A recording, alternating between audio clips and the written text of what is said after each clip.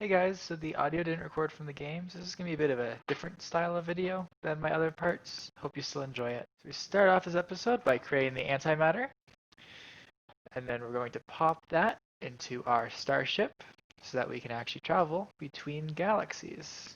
So we start in the Mondo's galaxy, and I'm going to go to the Freemid galaxy. So we go to the Freemid galaxy with fast and light speed travel. But we run out of fuel once we get there, so we have to search for more. We get 1616, we search for more, and we're going to go get it. But first, we're going to go to the space station, where it feels like fate itself led me to this guy to request dialect help. We talked about this guy, who even though doesn't like us, we request dialect help. Once we learn that word, we're back to finding our fuel source so we can get back home. So to do that, I'm going to fly to this planet here, where it says I have antimatter fuel. So here we are, where I execute another perfect landing. You can see I'm a pro at that, having done it so many times, and now I'm at the anomaly. So the anomaly is kind of different. It's going to ask me some questions just through my mind. And they're kind of random questions like, is it traveler? Is it friend? And I just have to kind of randomly choose which one it is, because these aren't really things that I've decided or that I even necessarily know what it means. So like the next question here, is it first? Is it last? What does that even mean? Can you be more specific? And then the final question is about the Crimson Eye, which I've never heard of that I can recall. So naturally, I just say I have both seen it and it has seen me, uh, in hopes that that was the best answer. But apparently, that's an alert response, and we gotta go find whoever us is. So then I explored the planet a little, found some gold in these hills. So I'm gonna just mine up the gold, and then I found some salt, and the salt is green for some reason, because green salt makes sense. And then I leave, because that's all the resources that looked good on this planet. All I wanted to do. Fly up into space, and I get a message. So the message says I'm not alone, as most of the messages do, and to identify myself. And it's saying that I left them behind, which obviously didn't happen yet, so maybe this is in the past. And then they just kind of ignore me, close the channel. But I received some coordinates from the signal, so now I'm gonna head to them, see if I can find this strange person who's mad at me. So apparently they're in the mountains here, so I'm gonna have to try and land in the mountains. And if you've seen my other episodes, you know that I'm not great at landing yet in this game on flat surfaces. So that's going to be hard. And you can see I'm about to start attempting to land on the side of the mountain, which for obvious reasons doesn't work. And then I end up landing in this hole. And it's quite the hole. I'm quite far down. There's nothing around. So I'm going to have to climb up the side of the mountain so that I can get to the top. Because that was real smart of me. But first, I'm going to learn all these dinosaurs I'm discovering and this pointy rock. So here's where the signal was coming from. It came from this single beacon. You know, that voice that was replying to me came from this broken distress beacon. Not sure how it was replying, but sure. Does that mean that they just ran away after they talked to me? It didn't sound like that's what they were going to do. Either way, we're now going to get in his ship. My initial thought was maybe I could take it, but I am instead presented with this complicated screen of, I think, broken components. So I'm just going to leave the starship and steal all the rest of his stuff. Because he's not going to need it anymore. He's not here. And then I'm going to jump back into my hole, hoping that I don't die at the bottom. I then begin actually falling, so I try using the jetpack to slow my down, really hoping that I'm not just going to die when I hit the ground. And I don't. So that was nice. So I get into my starship and I take off back for the stars. Gotta avoid the mountains on my way up. I did that fine. Once I'm in the sky, I get a new message from this priest entity Nada, who knows that I'm not Artemis. So that's interesting. But then we talk, and she invites me to her home anyways. Apparently, her home just arrives, this gigantic planet, and we can just go inside. So the inside of this anomaly here is probably, I think, one of the cooler graphic sections. The graphics here are kind of neat. There's lots of like bright colors and looks very futuristic.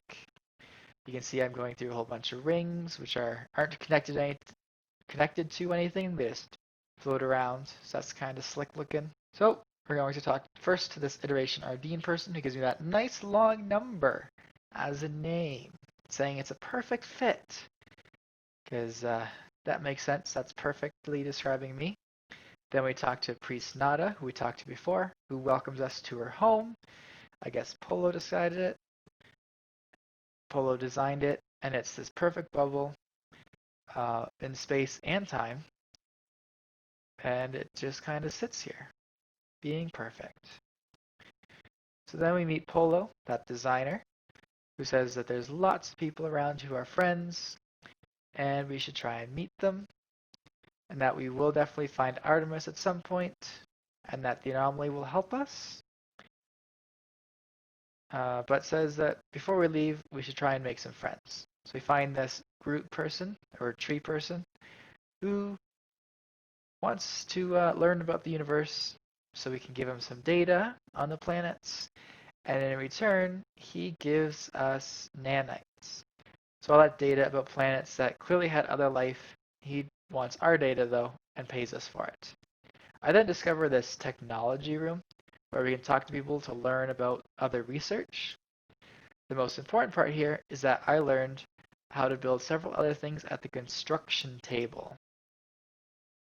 Particularly, I learned the storage container, which will be very helpful because my inventory is always full. And I learned the hydroponic tray, which should help me farm. So hopefully that will earn me some money. And then I leave, and then as soon as I get out, I get another call.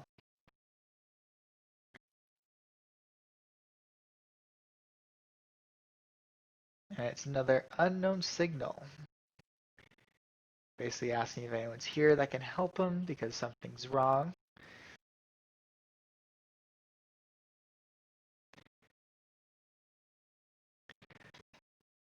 And apparently this is Artemis, the person that we've been searching for. Maybe it's the person we abandoned. Hopefully not.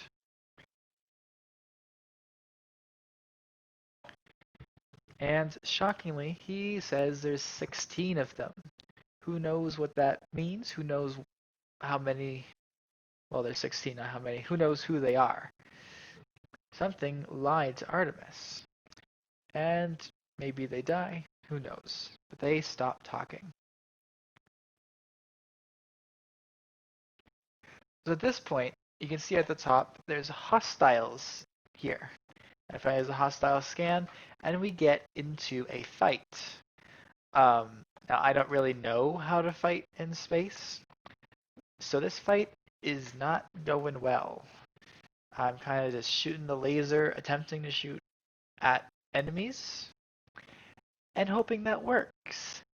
And as one can imagine, it doesn't work well. I'm getting killed. I don't know how to fight. This ain't working too well. So you get to see another minute of me attempting to fight. I recharged my shields because I was already out, even though I hadn't taken down any of their planes yet. Or their ships, spaceships, whatever. So, like a real brave person, I decided to fly back into the anomaly hoping that they'll just go away. And so that's what I do. I go back in. I then got stuck because there was a slight bug where I couldn't take off without holding the key instead of just pressing it. But, eventually I did figure it out so I could get back out of the anomaly, hoping that the space pirates are not just going to be waiting right outside.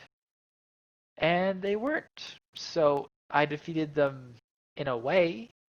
It wasn't how you normally defeat space pirates, but I did make them leave me alone. So, that's going to be a win. So, with the space pirates defeated, I went back to my home system, having to use the navigational map again to find it. But we did. There, oh, there we go. There, I did it.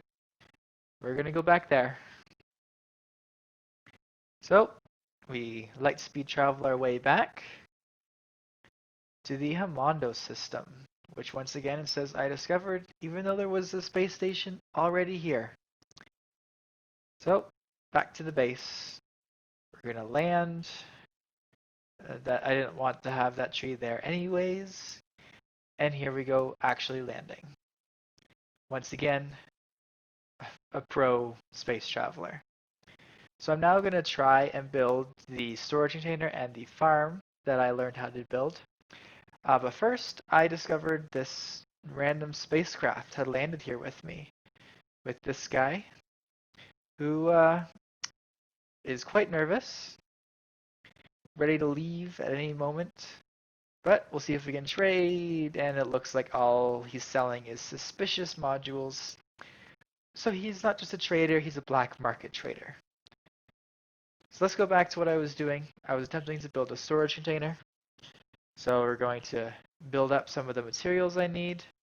I decided to go back to the pilot, see if I can talk to him some more. But I can't find him. I don't know where he went. I looked around for him for like a couple minutes, and he was just gone. Not sure what happened to him.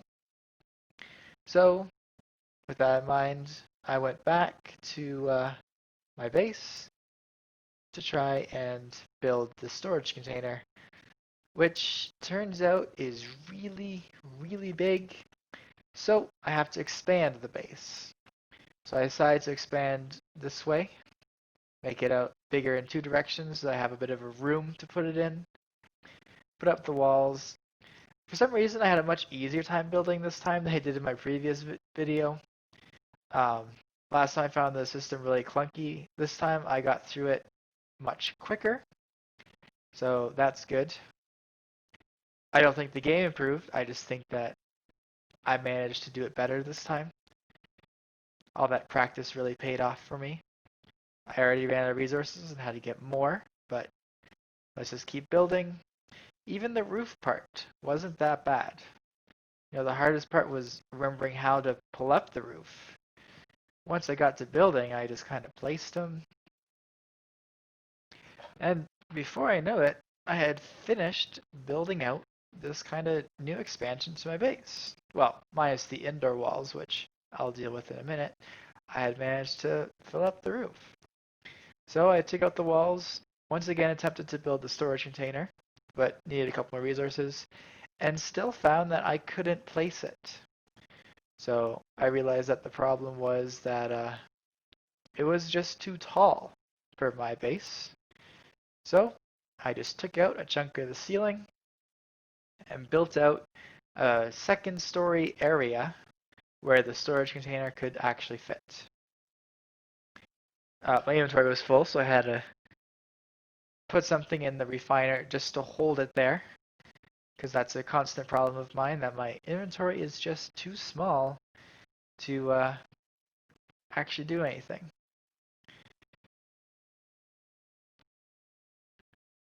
So with that, I took out a piece of the roof, and from the inside, managed to build up this little section of my house to have a second story area.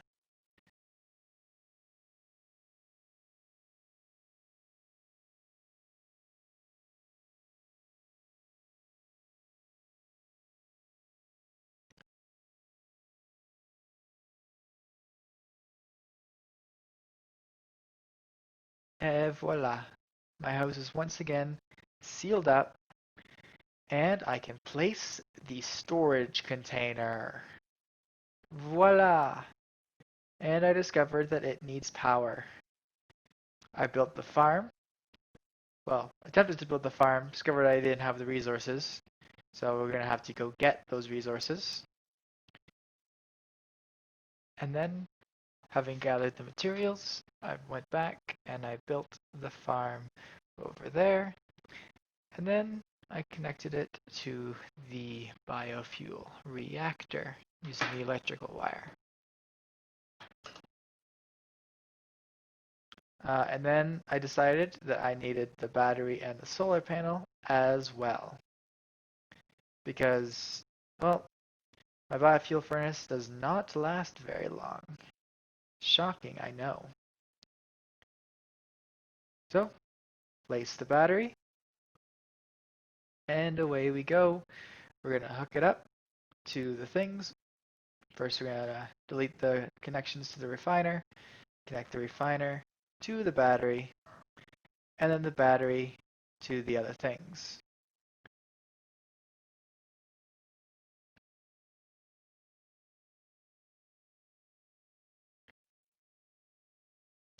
And then the moment that I had been waiting for, I'm going to put some carbon into my biofuel reactor, get it running. Because everybody loves a running base. And with that, my base is powered up, well, except for the storage container, because I haven't given it power yet, so I gotta do that, because I forgot about that earlier.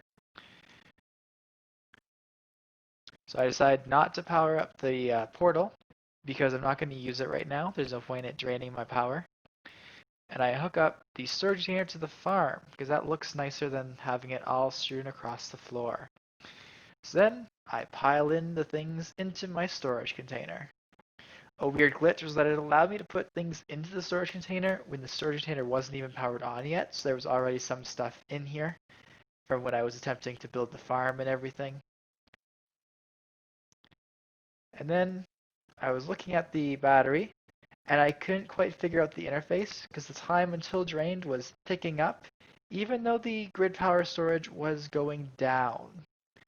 So I'm not sure how that works, but that's how that works. So I decided to try and build some solar panels. Not sure where it's going to go, and I found already that my battery was depleted. So that didn't last as long as I was hoping that would, all that carbon. And my gold was in the storage container, so I'm going to have to turn it back on.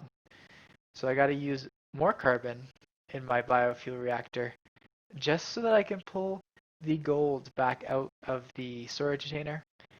Because, you know, I'm a very smart person who put everything in the storage container that I can only sometimes access, even the things that I needed soon. But then I noticed I still need some more chromatic material. So actually building the storage or the solar panels are going to be a next episode project. And with that, I'm going to end this episode here. I hope you guys enjoyed it, even though this is a completely different format than normal and you can't hear the game. But hopefully my future episodes will be better. Thanks for watching. Bye.